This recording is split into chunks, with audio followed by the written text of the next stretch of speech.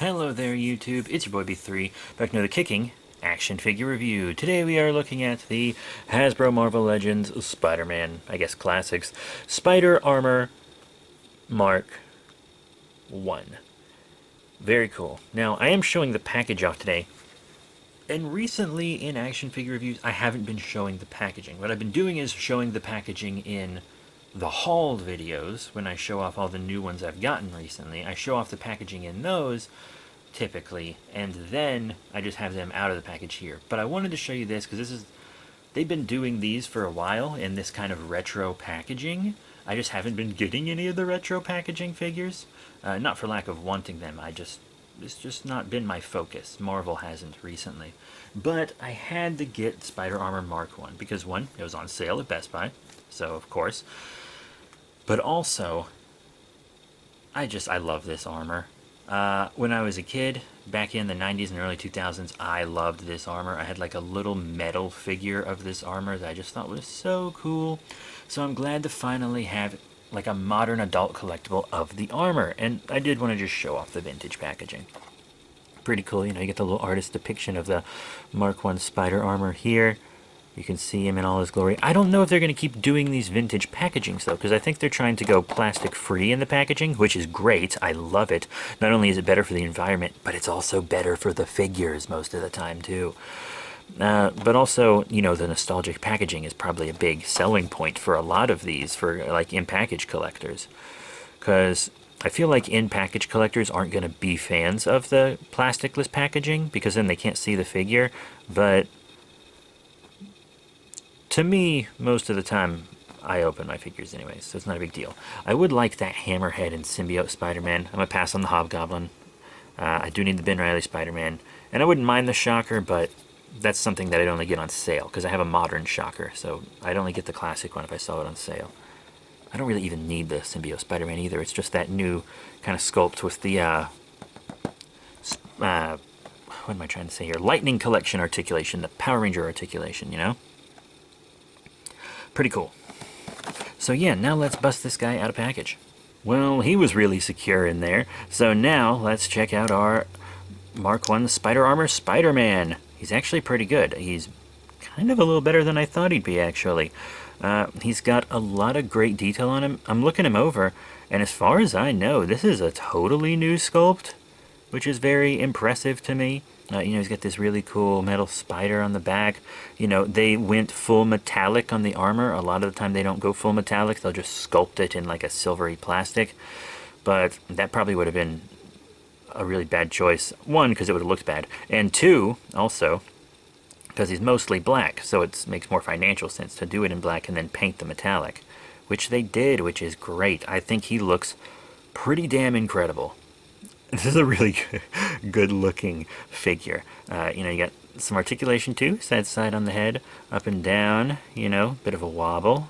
That's good. You got the ab crunch that, you know, you were pretty much expecting. Waist swivel.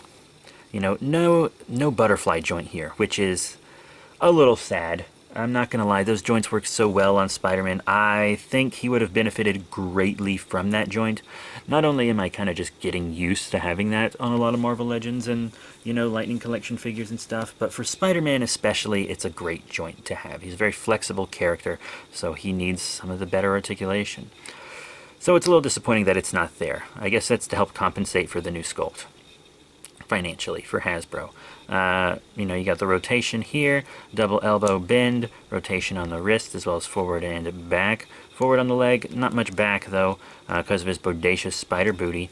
In and out on the legs here, you get the rotation on the thigh, double knee bend. His articulation's really smooth.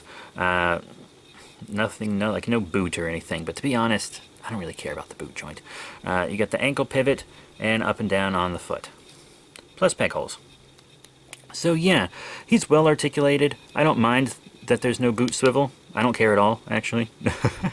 But I do feel the need to point it out for collectors that do care about it. It's not really a joint that does much, but the butterfly is very much missed. Very much missed. Now, accessory-wise, as you can see, he has two fist hands here, but he also has two whipping hands, or web shooting hands. They're pretty cool. They're also new web shooting hands that I don't believe we've seen on a Spider-Man before. They're the fully armored hands. And then we also get some web effects, which I think some other figures have. I don't know if he's the first one to have them. I want to say no. But I think these are the same ones that come with Spider-Man, who I still need to review. I'm not sure, though. It's hard to tell, because they just look like, you know, webs. But, I mean, these are neat. Just neat little webs you can put on stuff. So, yeah. It's a decent amount of accessories. And one thing I'll say about the vintage packaging is it just has him standing straight up vanilla. I hate it when they like pose the figure in the plastic shell in the packaging like that or something, because they always come out with like warped legs or something like that, you know? They're always warped in some way when they do that. So it kind of just, you know, it kind of just means I have to bend something back in place or blah, blah, blah. I don't like it. I don't like it. I don't like it. I don't like it. But now how about we get into some very cool, very ace, you guessed it, size comparisons. First up here he's with another Marvel Legends Spider-Man. This is Spider-Man wearing the symbiote suit when he had to defeat the Red Goblin. It's a really cool symbiote Spider-Man look, and you know, I think they scale pretty perfectly together. Here he is with another street level character, Jessica Jones, the Netflix Jessica Jones, a figure that I really adore. Very cool, very cool.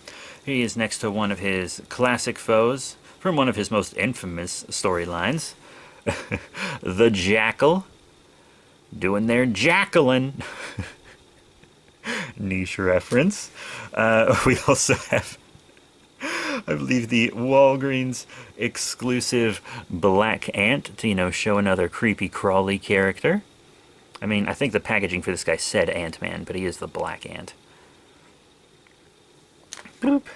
You know, and just to show him with one of my favorite Marvel Legends, here's the first release of Killmonger in the Black Panther movie. Pretty cool. And to show him with a Build-A-Figure, here he is with the Build-A-Figure Lizard. Oh, that's pretty cool. Ah, I really love this Build-A-Figure. So yeah, pretty great size comparison wise. I think he scales excellently with other Marvel Legends.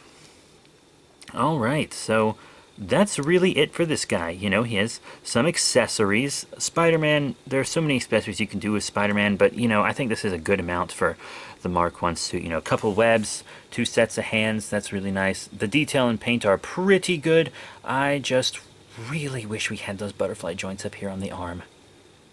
That's the only thing he's missing to me. I really like him. I just wish that's what we had up there. He's nostalgic, but he's also well made. Good choice, Hasbro. But that's it. Thank you all very much for your support. Remember to rate, comment, subscribe, check out all the cool links in the description below, Facebook, Twitter, etc. And I'll see you all, you guessed it, next time. Bye for now.